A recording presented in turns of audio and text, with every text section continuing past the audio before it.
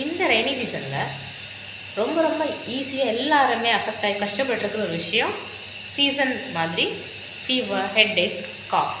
அதுவும் ரொம்ப ரொம்ப முக்கியமாக இந்த இருமல்ன்றது நம்ம எல்லாரையும் ரொம்ப ரொம்ப கஷ்டப்படுத்திட்டு இருக்கிற விஷயம்.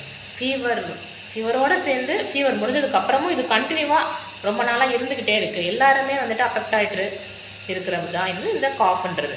ஸோ இப்போ ஃபீவர் ஆகட்டும், ஹெட்டேக் ஆகட்டும், இல்லை இருமல் ஆகட்டும், இதில் எதுவாக இருந்தாலும் ஹோமியோ மெடிசன் எக்ஸலண்ட் ஆக்ட் ஆகிட்டு மற்ற டிசீஸ் மாதிரியே நம்ம எப்போவே பார்க்குற மாதிரி.